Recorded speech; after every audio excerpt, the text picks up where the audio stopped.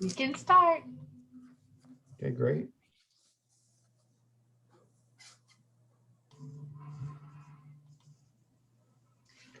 We want to thank everyone for being with us here this afternoon. Of all of our sessions, I definitely believe this is the most important as you look to transition out of the university. So we're so fortunate to have Mark Amiri and Kelly Lively with us to talk about the path to financial responsibility. Thank you. So we wanted to, before we get started, wanted to set a few ground rules for this session. Kelly and I have done this session many, many times in the past. We tend to get a lot of questions, which we fully encourage. So if you would like to ask a question, there's two ways to do it, actually. If you're participating through the WOVA app, the best way to do it is just to enter that question through, I think through the app, there's a way to ask question through the chat mode. If you're participating directly through Zoom, which actually I don't see any that are doing that, but if you do, then just raise your hand through the participant tab and we'll be able to see you, see that you've asked a question, and we'll kind of pause what we're doing and get to the question right away. I think that works best so that it's more interactive that way. So those are kind of the rules of the road. When just to reiterate, we do strongly encourage you to ask questions. My name is Mark Amiri. I'm the treasurer for the university. I've been in that position about 5 years. And prior to that, I spent, the prior almost 35 years or so as a treasurer in the healthcare industry. So have a lot of experience as a treasurer, and mostly the treasurer of the organization has a lot of responsibilities as it relates to cash management, to the debt program, to some investment programs.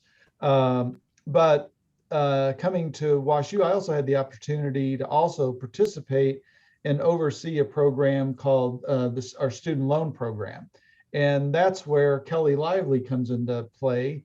And Kelly is the manager, as you can see, of parent and student loan programs, a very important program at WashU that we call the PEP program, which allows parents to, as an outlet to finance year by year, or a program that we do have is allows parents to prepay the entire cost of attendance, and to various degrees, and also lock in that price for future years. So it's kind of an interesting program, and Kelly's been running that for the past several years, but has a lot of experience at WashU. So you'll see that experience coming through in various sections of our presentation, which I'll get into next.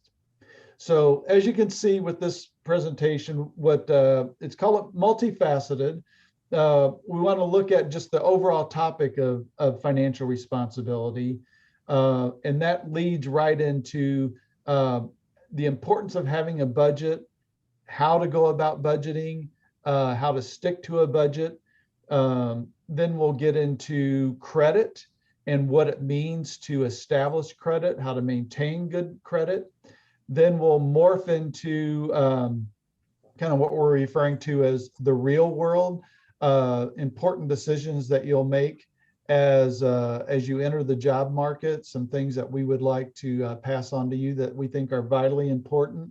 And then kind of wrap it up with, kind of reiterating some tidbits of advice that we've dropped throughout the presentation, and quite frankly, and open up to questions. We really encourage this being an interactive session.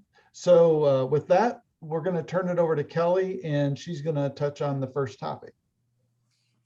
Thank you, Mark, and hello, everyone. I'm glad you were able to join us today. Like Mark said, this is some important information that we hope will be valuable whenever you go into your senior year and after. So one of the things that we hear students say as they're approaching graduation and getting ready to have their first job. They start thinking, wow, I'm on my own. I'm going to have a paycheck. I can do what I want to do. I'm independent.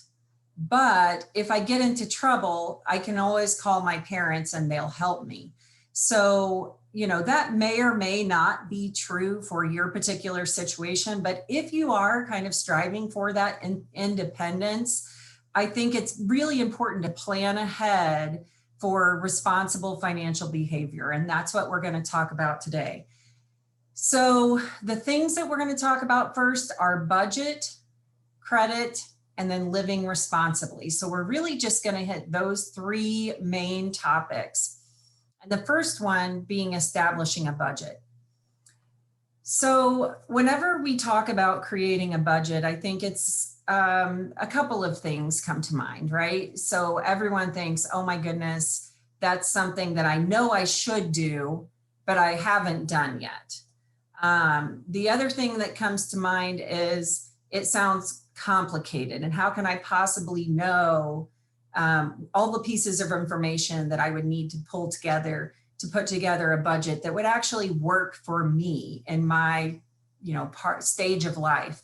So if you think about it in terms of just two main categories, the first one being the inflows of cash and their sources. So obviously, whenever you get your first job out of college, you're going to be having employment income. One thing I would say is make sure that you are thinking in terms of take-home pay. And Mark's going to talk a little bit later about what that means if you've already saved for the future before you get your take-home pay or not. And so when you think about it, your employment income, it's important to make sure you understand the pieces of that. My advice is to get your first your first paycheck statement, to take a look at how much of my income is going towards taxes.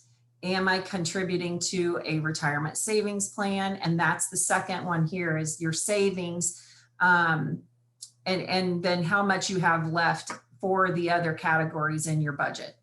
So savings, borrowed funds, and what that means is if you have funds that you've borrowed to buy a car, or if you have debts of any kind that you owe to someone else, that needs to be part of what you've considered your income and also part of your expenses. So that's the second bullet, is that identify all of your living expenses and other cash outflows. So, I think because it's a gray area, like we talked about, it's important to kind of have that upfront conversation with your parents about, now that I'm going to be kind of an early adulthood here, what are the things that you're going to be paying for versus what I will be paying for? So for example, are you still going to be paying for healthcare? Are you going to be paying for my transportation? Things like that. Sometimes what parents will do is say, we'll help with the necessities, and students maybe are responsible for any luxuries that you want. So I think it's just important to have that conversation, make sure we understand what happens if an emergency comes up that we didn't plan for. Am I able to just come to you for help, or is that something that I need to plan for out of my income? Hey, Kelly. And then the last one there is, how will you be held accountable for financial mismanagement? We put that in there mainly because we got questions from parents, right? Like, what happens if we have this conversation and then our student thinks, well, we're just going to cover them. And that is, it kind of underscores the importance of having the conversation with your parents. Kelly, I think we did get one question in advance, so I'm going to go ahead, and I don't know if you can see that in your chat, but I don't think you do. So let me ask it, and then if you could address it. So this was a question we got from a student. I'm curious about how to balance the feeling that I make money to spend and the simultaneous guilty feeling derived after spending money on things that may not have pragmatic values. Yep, and that's exactly what this slide should help with. I think it is easy, especially when you know you have a limited amount of income. It's easy to feel bad about every single purchase. So that underscores the importance for having a budget. If you have a budget and you know what your quote unquote take home pay is, you can actually start to break things down into categories. So the 3 categories that you would start, obviously in your budget, you might have a line for coffee. Is that an essential, a financial priority, or a lifestyle choice? Obviously, it's in lifestyle choice. There are other things that might be essential, like your water and electric and your utilities of, all of those things. If you have a car payment. So you can put each one of your expenses that you just gathered from your budget into these categories. And then you can actually just calculate what's half of that. Half of what I make should be going towards essential expenses.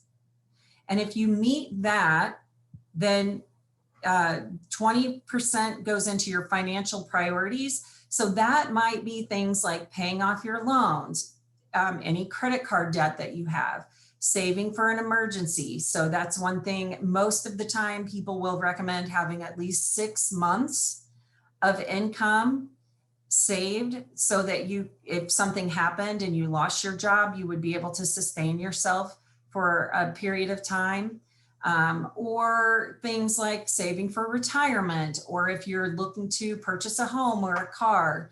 But that financial priorities, the rule of thumb says that should be 20% of your income.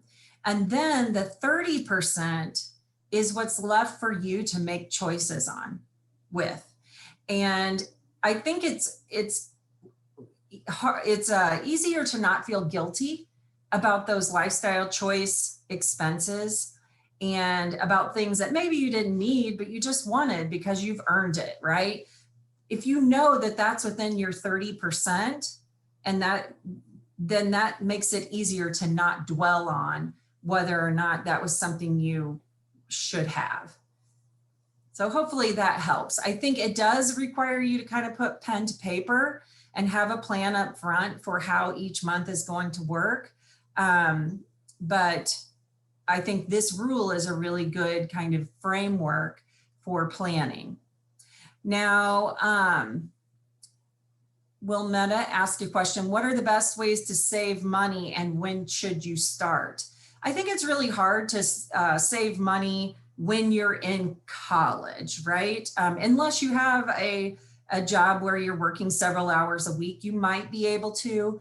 But I really feel like you should really make saving a priority once you have your first job. Mark, do you have a different answer than that, or is that what you would say as well? No, that's great. And later on, kind of fitting with that 50-20-30 rule, you'll see that theme kind of keep perpetuating itself in different areas that I'll be talking about. So it's a good starting point. Mm-hmm. And if you're looking for, I know there are tons of apps out there that can help you with budgets. There are this Practical Money Skills has a budget template on there. But if you're looking for just kind of a one-page, simple, you can handwrite it, print it off and handwrite budget worksheet for students that are in your age range, you can find one of those at the financial aid website here at WashU. On the financial literacy tab, they have a one-page, just like as basic as you can get, budget template that will help you get started thinking about what categories you have that you do spend. It looks like we have one more question. This is great because another WOVA question is, are there any books or websites you recommend for college students to learn more about personal finance? Okay, yes, so that is answering that question. Now, personal finance is more than just your budget. It's more than just your paycheck, right? It's what you do with that. And one of the things that I know students have a lot of questions about is how to use credit cards and what that means, building credit and having a credit score. So Mark's going to talk to us about that. Great. Thanks, Kelly. This is one section we tend to get a lot of questions about. And what we found is there seems to be a lot of misinformation about credit cards. So we'll try to help clarify things and stress that credit cards alone are not your credit score. So what we're trying to stress is, for many students, people of your age, stage in life, credit cards are usually your first entry point into establishing credit.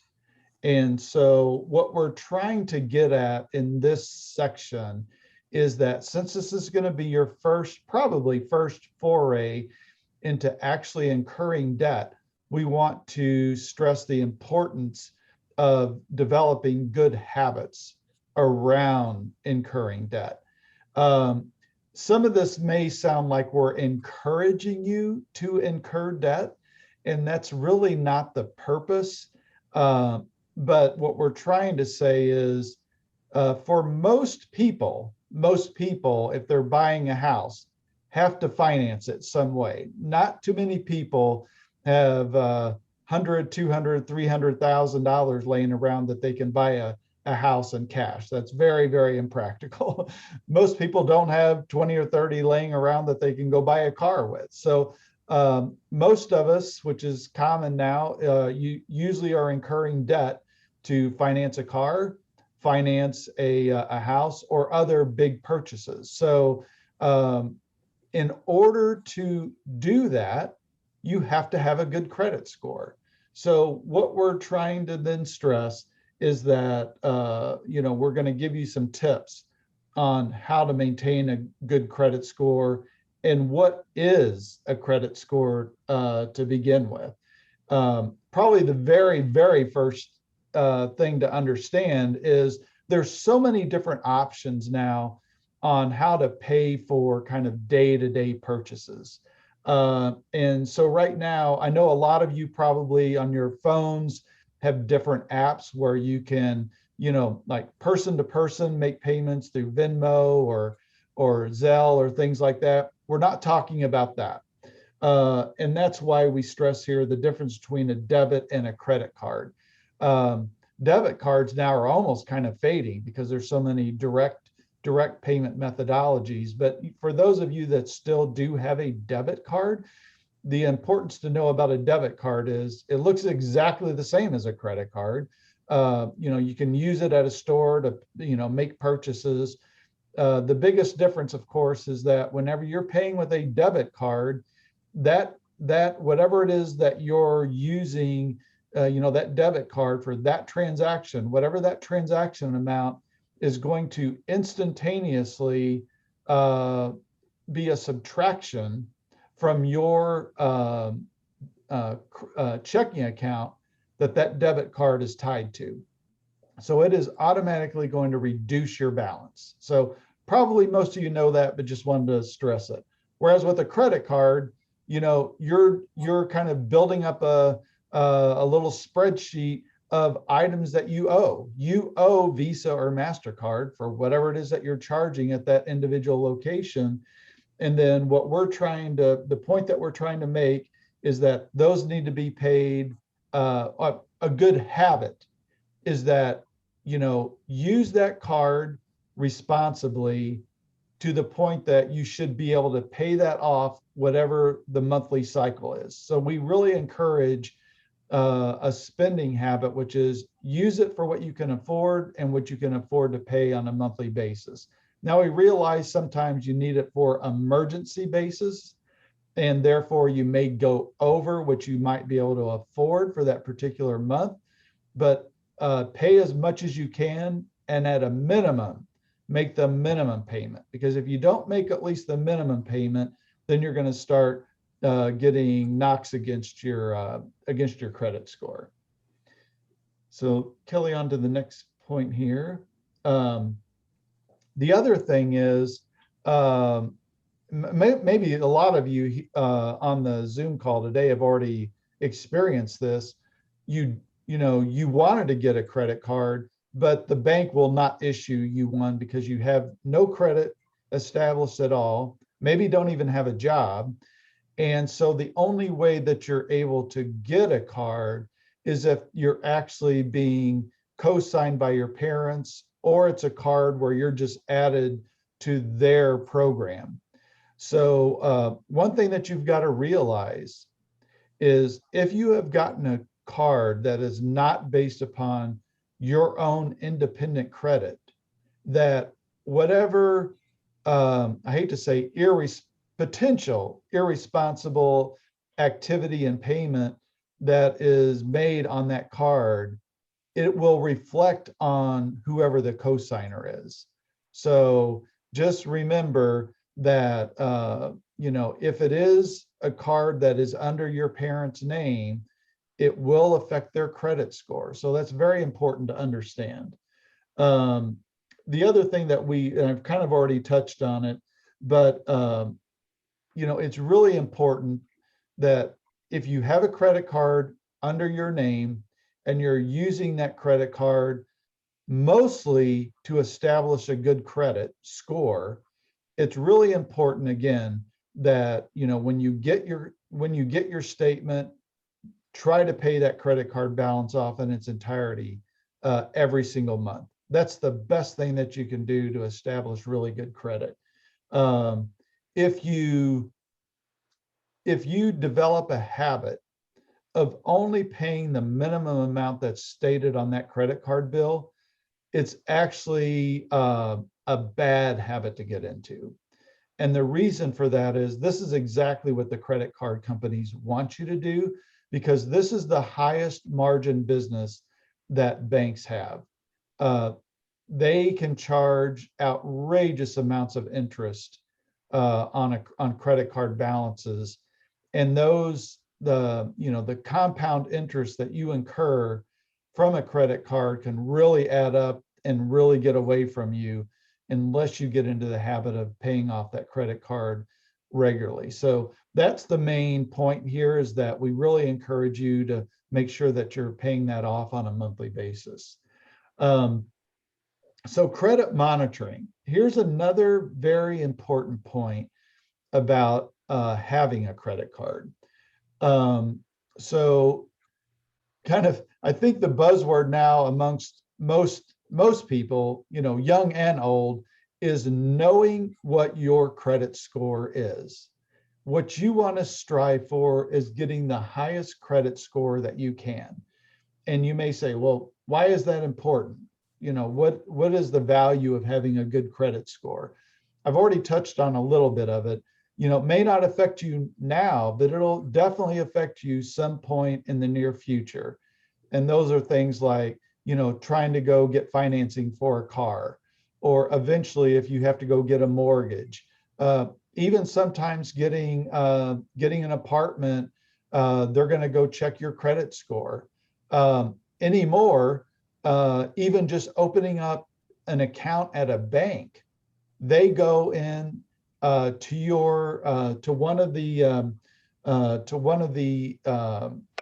scoring agencies, and they actually go in and look at what your scores are, because they want to make sure they're dealing with a responsible person.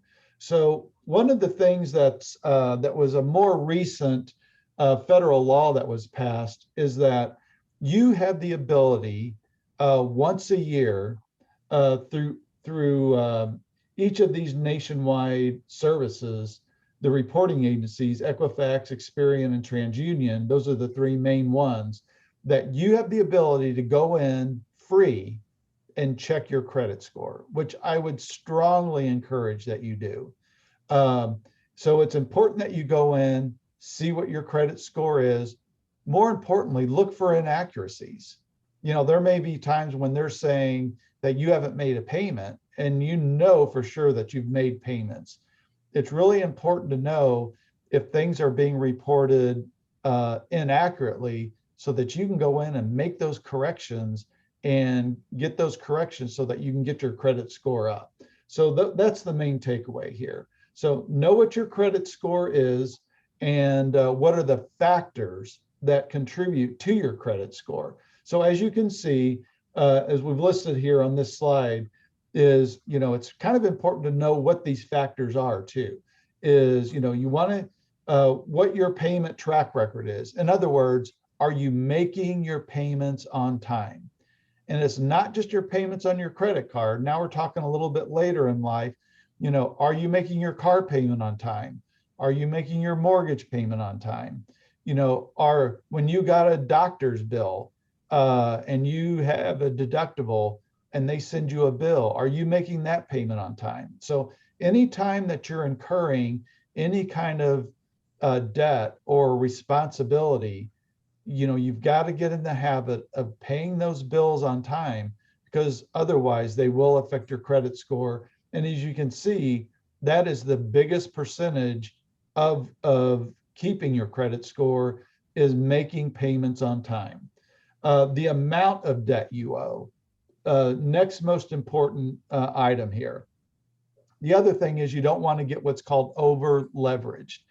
And what that means is, going back to Kelly's, budget rules, if you would start incurring so much debt that your mortgage payment or any kind of housing payment that you might have housed, like an apartment or something like that, and your car payment and other things that you've accumulated, if those start becoming more than half of your income, then all of a sudden the credit rating agencies, they look at that and they say, oh, this person's starting to get a little bit too over levered, and that's going to be a knock against your credit score. The other is, you want to develop good habits.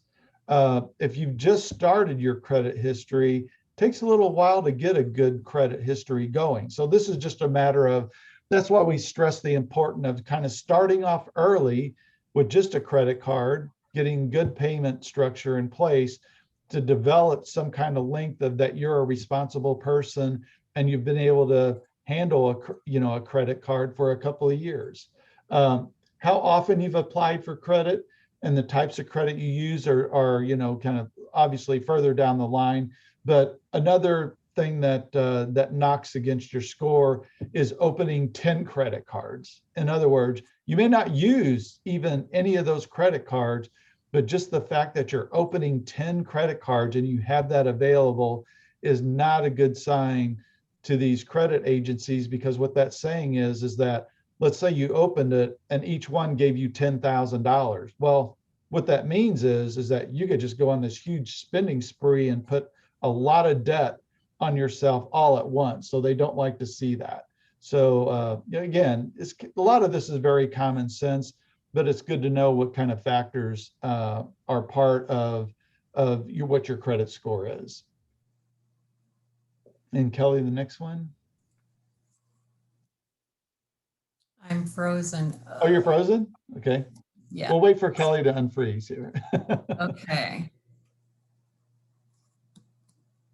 Well, the next slide. Is the next slide yours or is it mine? Yes, it's mine. Oh, okay. It's mine. Let me.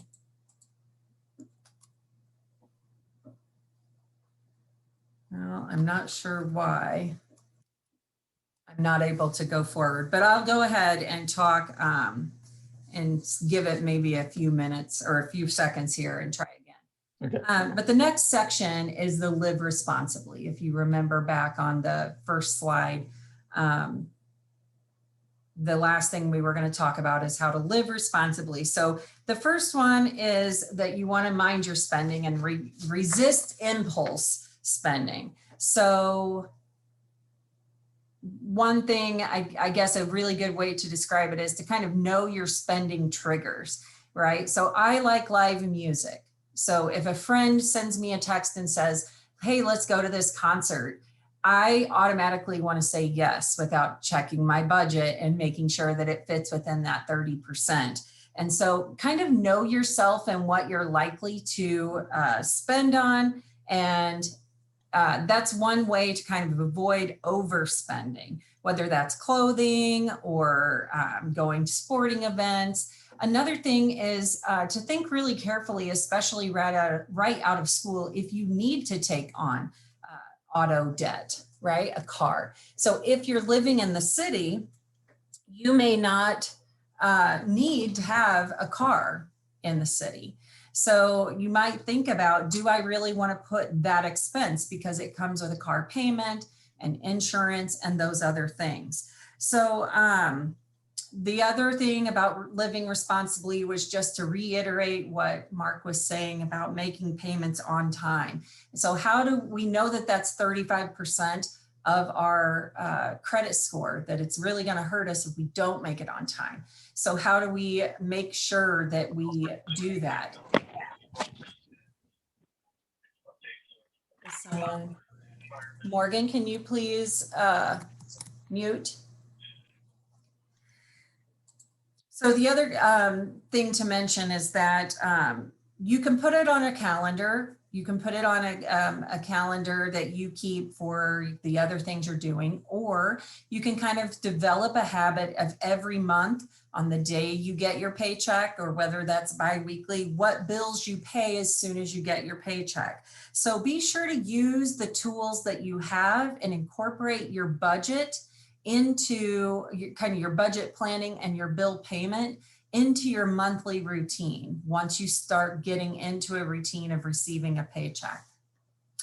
The next slide is, and I'm really sorry guys, our presentation is not cooperating for some reason, but the next thing is to keep good records.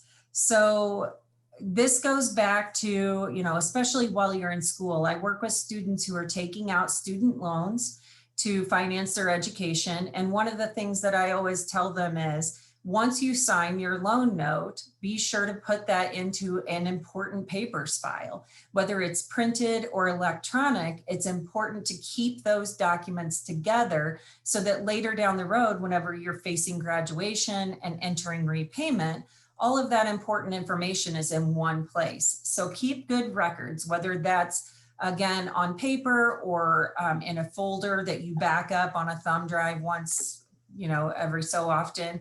Just make sure that you have those things that you've made a commitment to pay for later on. Also, borrow only what you need during college. And I know that that's easy to say and not so easy to do, because a lot of times you don't know at the beginning of the semester if you'll need that quote unquote extra money for living expenses. But just know that during each semester, if you get to the end of the semester and you haven't used that, you can reduce your loan amount. You can actually give us a call or give your financial aid counselor a call and say, I actually don't need all that I took. Can I reduce that down? You can always reduce your loan amount down, just not up. So only borrow what you need so you have less of a commitment going forward. Pay interest while in school if possible. So if you're taking advantage of the federal student loan programs, there are two different types of student loans through the federal government. One is subsidized and one is unsubsidized. And the difference is subsidized, the government pays interest for you. So there's no interest and no payments while you're in school.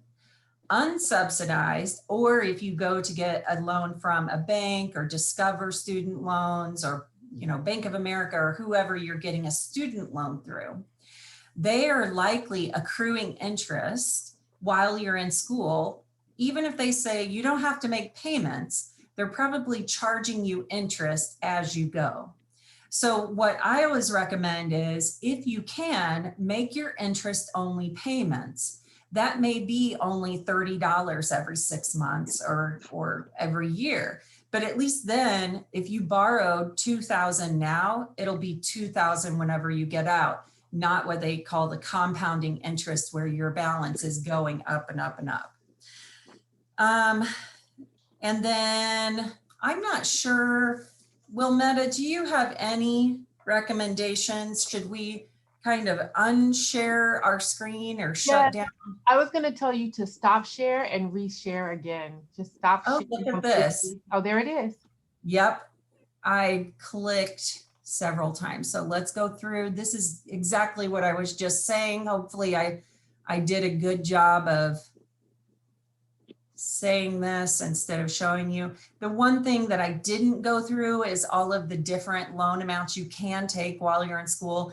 I know that our financial assistance counselors are really good about explaining this. So just, I guess the only piece of advice here is if you feel like you need a student loan while you're in school, absolutely reach out to financial aid office, which I know you probably already know that.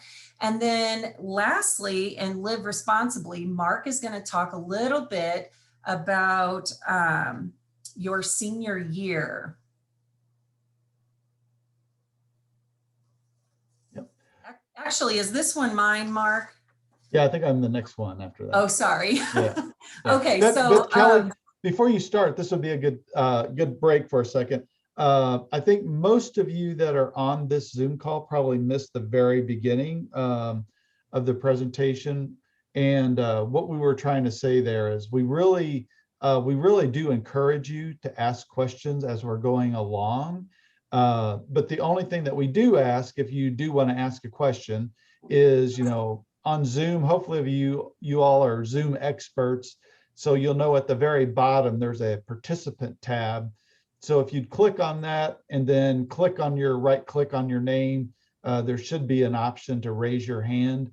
And then that way it's easier for us to keep track of who has raised their hand, and we'll be sure and answer it right away. So again, we really do encourage you to ask questions as we go along. Yes. Okay, so one of the things that you can do is consider taking the personal finance course at the business school. A lot of students, you probably have heard that this course gets a lot of good feedback because it talks about some of the things that Mark is going to touch on here in the next slide about the things that you need to know as you start looking at job offers. What are your benefits and how to kind of understand those things that you'll need to know whenever you are out of school. And I know that a lot of you have probably been thinking about this for a long time, but if you haven't, start the summer after your junior year thinking about what your options are after graduation. So depending on your major, you may or may not feel like you should go on to graduate school. And whatever school you're planning to go into, sometimes they do ask for a test. So if you're studying or if you want to get into law school or med school, sometimes those test preparation classes are worth the money, but it really depends on your major. So don't feel like you have to take those if it's something that's a graduate degree that's maybe more in writing or reading, that you maybe don't have to take the test preparation classes, but you already have resources at WashU that can help you prepare for those graduate school applications. And then the last thing is, when I mentioned this, when you join the workforce, try to start researching. This presentation is a good start, but there are lots of books and lots of resources out there to help you kind of understand benefit plans, insurance plans, and how to compare those whenever you begin to consider job options. And then Mark is going to begin talking about that. Okay, thanks, Kelly. All right, so now we're into the phase where, as the first bosses I ever had said, you've gotten your first big boy job or big girl job. Now that's how far that goes back. It was allowable to say only boys. So now, your first big person job. We'll put it at that. So kind of building on things that we've already talked about. That's really important now. You're really starting to make some nice money. Really important to have your budget in place. Have a plan for emergencies. Hopefully that is, again, part of the budget and setting money aside to build up this 6-month kind of reserve that Kelly referred to earlier. And the next thing is something that I want to talk about because I think is so important. And this is plan for the future by establishing a savings plan. So some of you may already know these terms, but many of you may not. One of the most important benefits that your employer is going to be offering you is some type of retirement savings. And 99% of the time, it's going to be in the form of what's called a 401k program, or if you're working for a not-for-profits such as Washington University, a lot of not-for-profits out there offer the equivalent to a 401k program called a 403b. There's very minor differences between the two. They both have the same characteristic. It allows you to put money away on a pre-tax basis. And what I mean by that is, just looking at this, at the second part of this slide, let's just say that you were making 60,000 a year. I only throw that out there just so that I can make the example. And let's say that, so the salary that you were quoted was 60,000 a year. And you've said, okay, I see that you have a 401k program. I want to put 5,000 a year away into that 401k program. Just got to sign up through your employer. They take it out usually on a paycheck by paycheck basis. So at the end of the year, you get your W-2. What's your W-2 going to say are your taxable wages? They're not going to say 60,000. They're going to say 55,000. So the thing that's really nice about a 401k is that you don't get taxed on that money on the front end. So you've been able to set aside money on a pre-tax basis that's going to grow tax-free until you retire. Now, there are differences between different types of investment options and programs that your employer will offer. One is a Roth IRA, one's a Roth option, and one is a traditional 401k program. So the Roth, it's still money that you can set aside. It's just done on a post-tax basis. Again, it grows tax-free. It's just how these get taxed at the end when you're getting ready to retire.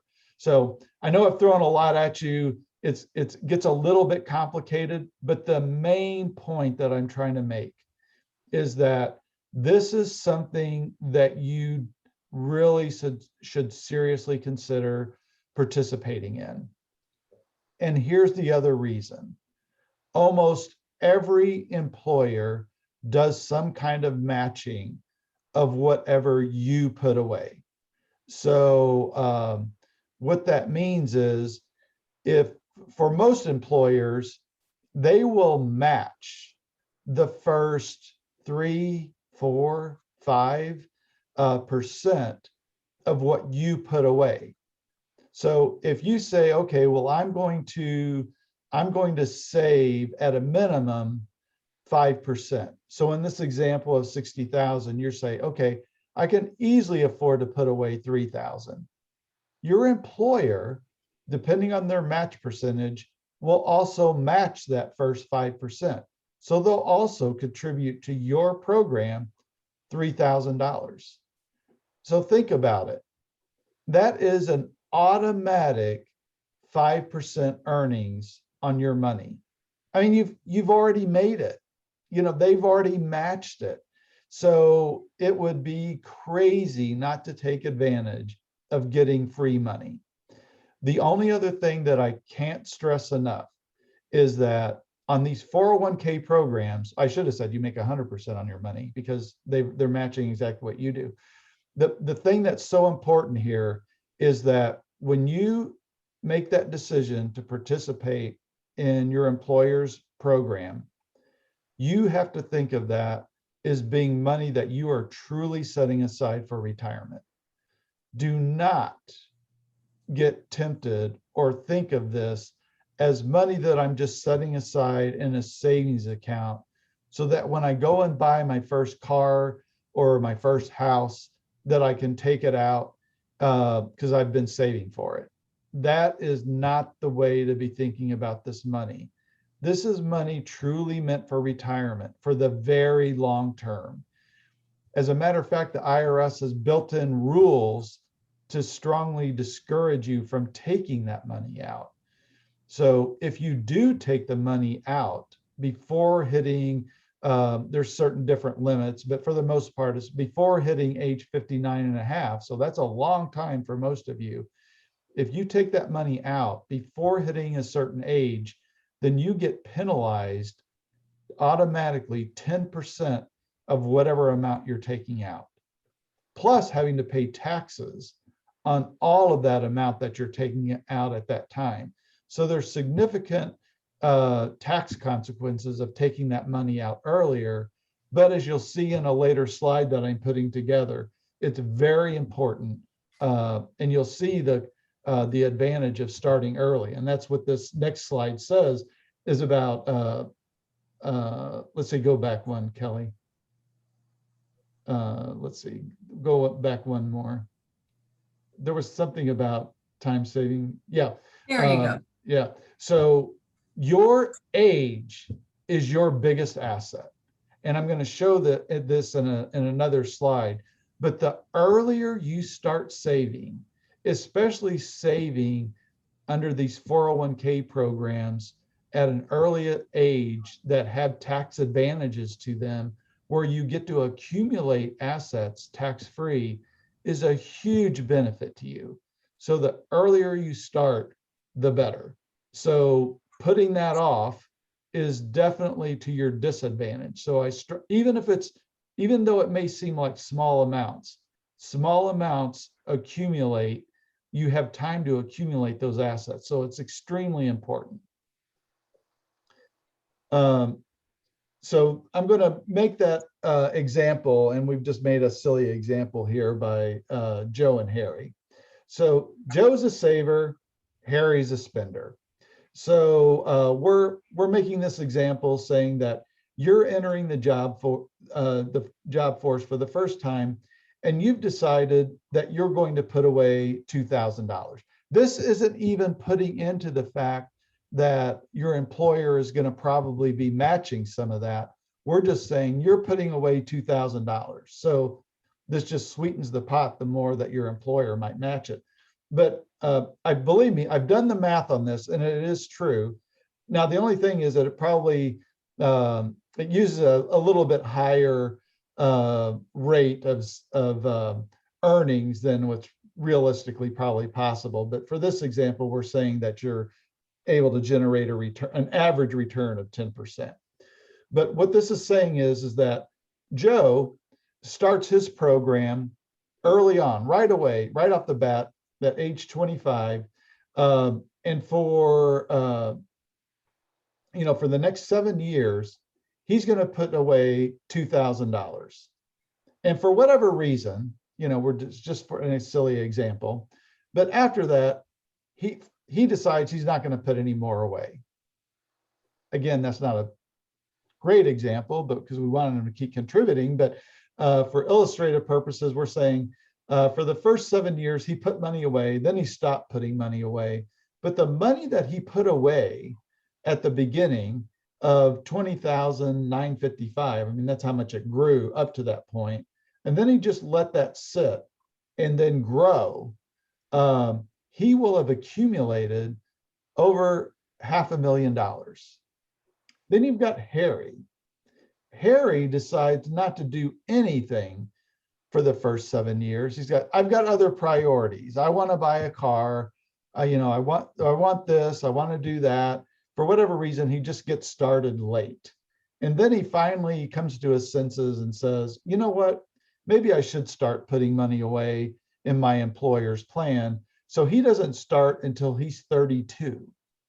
So here's something very extraordinary about, time value of money and how compound interest works in your favor when you're young. So in the first example, Joe started early but ended a little bit later, accumulated 552. Here's Harry, that he started late but had to keep contributing 2,000 until he was 65 to get to the same level. So the main point here is the earlier you start, the better. Take advantage of whatever employer plan is offered to you. And the other piece of advice I would give you is based upon what the match percentage is that your employer is offering, try to at least match, match your savings amount with what that employer is going to match. So for example, if they say we'll match and I'll just give an outlandish example to try to make my point. If the employer says we'll match the first 10% that you put in, now that would be an extraordinarily high rate. Most employers aren't that generous. But if they would offer you 10%, if you put in 10%, I would do whatever I could to try to get up to that 10%. If they say we'll match the first 3%, you'd better be doing at least 3%. I mean, that would be pretty easy to do. But look at what they offer to match and try to at least get to that amount. That would be my strongest advice for you. And then there are, and you'll see this on the next page, there are a lot of different websites that are available to you. We list a couple on the next page, but a lot of these are very specific to a certain life event, like the things that I just talked about participating in different employer-sponsored plans, but also like Bankrate. A good thing about Bankrate is if you're shopping for a home mortgage, it would tell you, it might list a couple of different banks and what kind of rates they're offering for 15-year mortgages, 30-year mortgages. I mean, there are so many different varieties of mortgages out there, but it's good to have a basis of comparison because once you go out and start shopping for a mortgage, it's like, well, I don't know what a good 15-year rate is. This will give you a good, a good source of information. And then this practical money skills that we had on the prior page, it kind of breaks it down into certain things like buying a car. What are good auto loan rates, new and used, so on and so forth. So, you guys are all experts at searching the internet, but there's just a lot of different good sources of information. And we've listed a few of them here that are good sources for you to look at. So with that, we kind of wanted to wrap things up. Hopefully we've given you a couple of good tidbits along the way, and would definitely like to open it up for any questions in chat or raising your hand, whatever you want to do. If you have some burning questions out there that you'd like to ask, we're more than happy to answer them. And also, I think Kelly and I both, I think you probably have access to our Woostel email addresses if you feel more comfortable after class giving us you want to ask us a question one-on-one, more than happy to do that too. We just want to make ourselves available. One of the things that someone asked in the chat that I thought was a good question is, what was the name of the personal finance class? And Wilnetta said there are two of those. So there's one in University College and one in Olin. It's called Personal Finance. So just so you know. And it looks like Morgan has a question. Morgan, feel free to unmute yourself and ask your question. Thank you. So I was wondering if I've already funded an IRA for the year. Do you have any suggestions of what I should be doing with money that's just currently sitting in a savings account? Okay, I'll try to do my best on answering that and not try to give too much tax advice. So if you've got an IRA account, that means that somewhere along the line that you had earned income. So you worked somewhere and were able to put money away in an IRA. And if that is the situation that you're describing, good for you. You did the right thing. That's perfect. You did exactly the right thing. If your question is now you've landed a job that offers this 401k.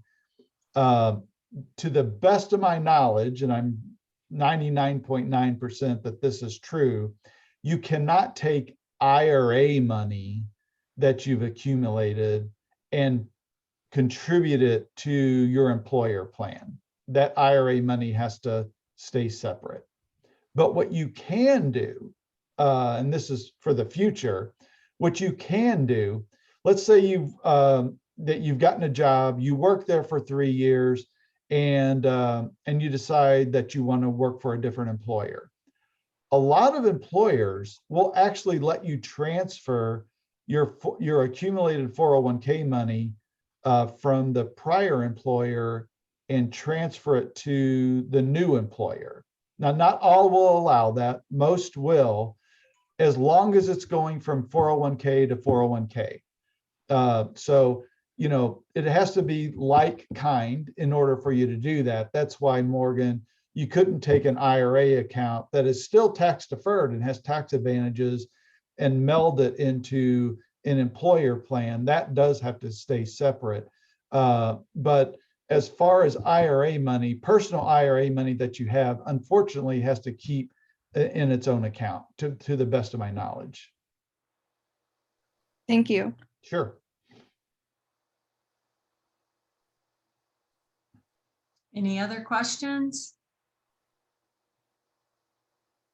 Well, thank you for having us. And as Mark said, please feel free to reach out if you have any other questions that come up. Oh, let's see. Looks like Victoria has a question. Feel free to unmute and ask. Oh, no, she was just giving us applause. Thank you, Victoria. Okay. All right. All right. Thank you all very much.